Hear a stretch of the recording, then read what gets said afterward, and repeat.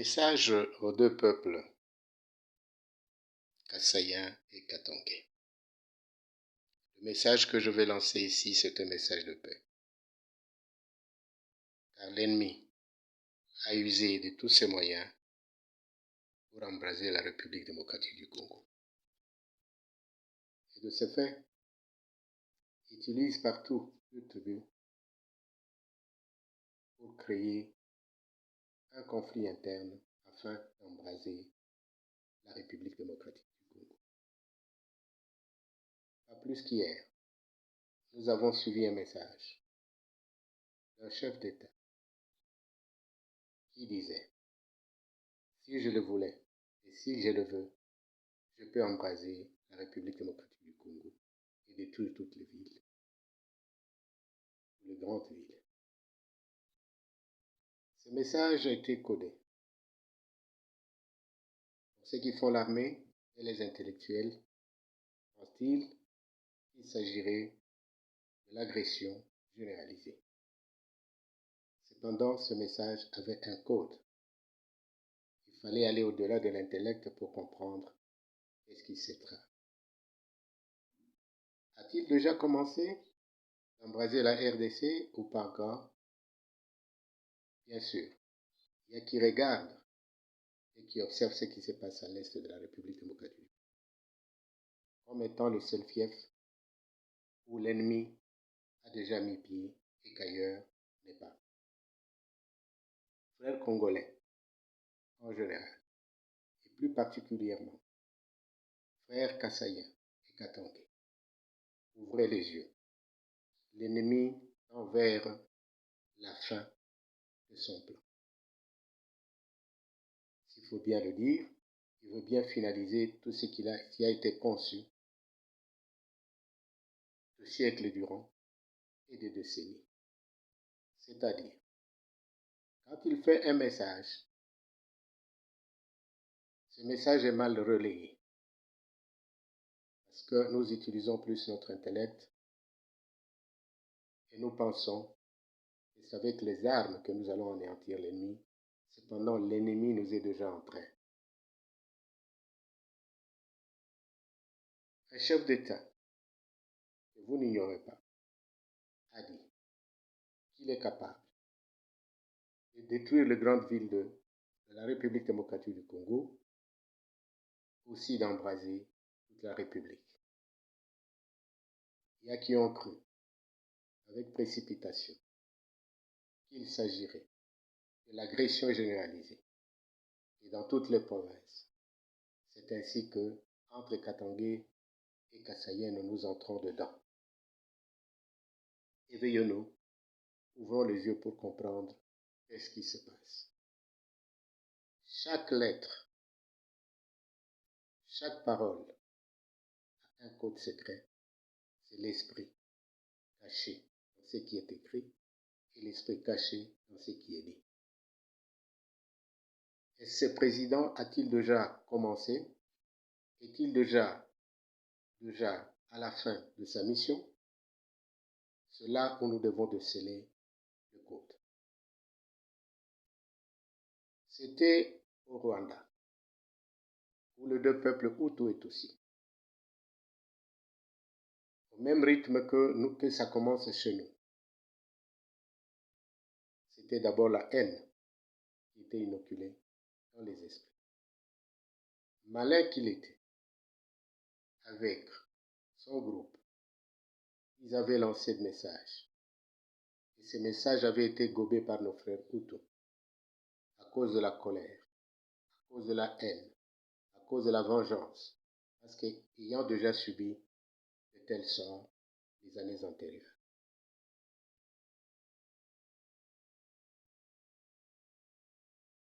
Des petites tracasseries, des petites barrières étaient érigées.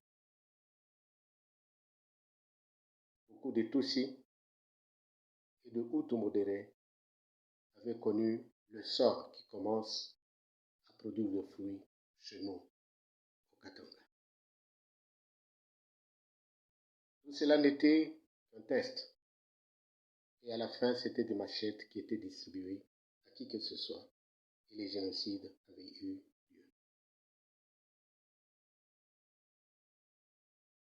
Qu'est-ce qu'on a fait de ces génocidaires? Ils étaient tous déversés au Congo. Je pense quelque part nous avons été imprudents en acceptant qu'ils soient déversés en République démocratique du Congo. Cette sémence inoculée au Rwanda a pris son chemin vers la RDC. Pour que le Hutu se stabilise, ils se sont appuyés sur le Hutu congolais. C'est ainsi que le Tutsi, inquiet de cette situation, va aussi s'appuyer sur nos propres frères, le frère congolais aussi, pour créer la rébellion, dont vous connaissez le nom. Cela s'est réalisé. Maintenant, c'était la chasse à l'homme. Vous connaissez l'histoire que je ne sais plus vous rappeler en ce moment. Cela n'étant pas suffisant, il y a des rébellions qu'on a soulevées en utilisant toujours les Congolais. Vous connaissez ce qui se passe dans notre pays il y a plus de 20 ans. Cela ne s'était pas arrêté. Les Lendu et les Hutus qui vivaient, les Lendu et les Ema qui vivaient ensemble, ont commencé à s'entretuer. Les Ema étant d'origine Tutsi, les Hutus étant d'origine Hutu ou Bantu. Vous connaissez ce qui se passe de ce côté-là et comment nos frères vivent de ce côté-là. L'Est de la République démocratique du Congo était un grenier pour toute la République. Mais aujourd'hui, le champ, les terres sont abandonnés, nos frères sont dans le camp de réfugiés. Parce qu'ils avaient gommé, ils avaient avalé ce poison ou cette sémence de tuerie. C'est ainsi que la machette qu'on utilisait par République démocratique du Congo pour tuer, mais on s'en servait plutôt pour les travaux ménagers ou du champ, a été transformée en une arme blanche, avec tout ce que vous connaissez.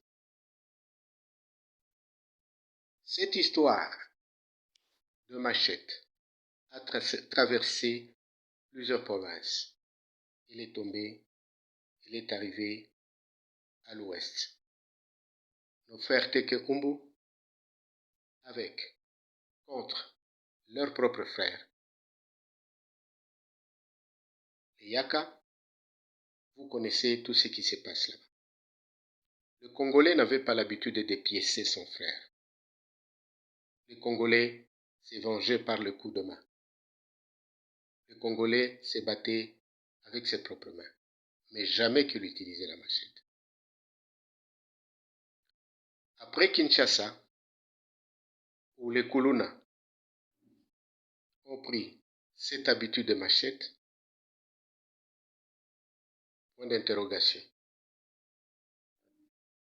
Comment ces jeunes gens sont-ils parvenus à utiliser la machette pour trouver ce qu'ils cherchent ou pour venger les autres?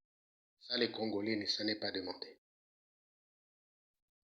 Cette histoire qui va à Bandundu, vous connaissez ce qui se passe dans cette province. Aujourd'hui, c'est au Katanga, où tout le monde parle de la machette. Frères congolais, c'est de cette manière que nous allons embraser le Congo. Frères Katangais, Kassaïens, si vraiment vous ne comprenez pas que c'est dans un piège que vous êtes en train de tomber, mais sachez que tous, Kassaïens et Katangais, laisseront nos terres à l'ennemi. Parce que l'ennemi n'est pas loin de nous. Ouvrez grandement les yeux. J'en viens au service de sécurité, à la justice et à l'administration publique. Prenez vos responsabilités en main. Cherchez à étouffer tout ce qui se prépare de manière à ce que les conséquences ne soient pas ce que nous sommes en train de vivre aujourd'hui. Rentrons en arrière pour comprendre que ce qui se passe aujourd'hui dans différents coins du Katanga n'est qu'une conséquence de négligence. C'est une grande responsabilité à tous ces services que nous venons de citer. Des messages de menaces, de tueries, de lamentations, de plaintes, de justifications, de colère, de vengeance et de toutes sortes circulent les réseaux sociaux et nous les amplifions sans comprendre ce que ce message, ce que ces images font dans les mémoires de gens. Qui n'est pas traumatisé? C'est ni Kassaïen, ni Katangé, ni Congolais, personne ne peut dire aujourd'hui qu'il n'est pas traumatisé. C'est ainsi que la guerre civile est à nos portes, pour le seul but de l'accomplissement de ce qui a été promis par celui qui a dit « J'embraserai, si je le voulais, j'embraserai le Congo ». Mes frères Katangé, nous savons, bien sûr, que l'ONU reconnaît l'autodétermination d'un peuple, mais il y a des voies légales par lesquelles nous pouvons passer. Bien sûr, il y a eu des rébellions, ça et là, qui ont poussé à leur pays de se balkaniser et d'accéder à l'indépendance. Mais ces pays, jusqu'à ce jour, ne connaissent pas encore la paix totale. Nous pensons que s'il y a des gens qui lancent des messages, qui disent que quand nous venons, nous allons exterminer telle ou telle tribu, c'est un danger permanent. Pas seulement pour ceux-là qui seront exterminés, mais aussi par ceux qui vont commettre cet acte de génocide. Pourquoi ne pas user de voies légales pour accéder à ce qu'on veut? Et ce gens qui profèrent de tels messages, les cherchez-vous pour corriger ce qu'ils disent et ce qu'ils font pour nous éviter les pires? De l'autre côté, où la peur envahit, quand on parle de la distribution de machettes pour se protéger et répondre à chaque provocation, se pose-t-on la question, qu'est-ce qu'on veut? Frères congolais, ouvrons les yeux. Frères kassaïens, ouvrons les yeux. Frères katangais, ouvrons les yeux. Nous risquons de plonger dans le génocide. Et tous, nous allons nous éparpiller à travers le monde. Comprenez, on est mieux que chez soi. Et nous avons le Congo comme seul héritage. Je vous invite à l'amour du prochain. Je vous invite au pardon mutuel. Je vous invite à l'entente. Je vous invite à la cohésion pour que nous sauvions notre pays. Nous ne pouvons jamais dire que la sécession c'est une velléité. Non, ce n'est pas notre intention. Mais nous ne pouvons pas encore encourager ceux qui pensent le faire dans le sens où nous venons de décrire. On cherche les voies légales. Calmons-nous. Autant que nous alimentons notre esprit, notre intelligence, de tout ce qui circule dans les réseaux sociaux, de la peur d'être tué, de la peur d'être dominé, nous sommes en train de nous envelopper dans de ténèbres très épaisses.